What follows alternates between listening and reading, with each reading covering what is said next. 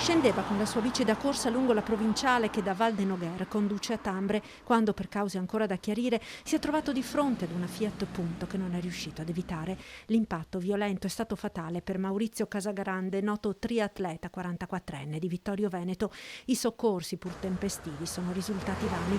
Il decesso dell'uomo è stato dichiarato sul posto e la salma, dopo il nulla osta della magistratura, è stata ricomposta e consegnata al carro funebre. I carabinieri di Alpago hanno eseguito i rilievi di legge che saranno utili a definire la dinamica del terribile incidente. Sportivo molto conosciuto nella Marca, ma anche a Pordenone, città della società Reaction, per la quale gareggiava e della quale era componente del consiglio direttivo. Di professione piastrellista, Maurizio Casagrande aveva una grandissima passione per lo sport, il triathlon in particolare. In sua memoria stanno organizzando una raccolta fondi gli amici del gruppo La Fenice che con lui si allenavano in bici. L'avevano salutato anche ieri mattina a Fregona mentre affrontava quel giro verso l'Alpago che tante volte aveva fatto anche alzandosi all'alba pur di coltivare la sua passione sportiva.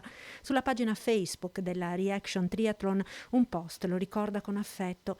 Da oggi sarà tutto più difficile. Questa mattina Maurizio è salito in bici per il solito giro senza immaginare che potesse essere l'ultimo. Quando succedono queste tragedie non ci sono parole che possano mitigare il dolore, quindi lo vogliamo ricordare sorridente e ironico come al solito.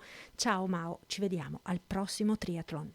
Maurizio Casagrande lascia i genitori, la sorella e l'amato nipote. La famiglia, in un grande gesto d'amore, ha deciso di donare gli organi.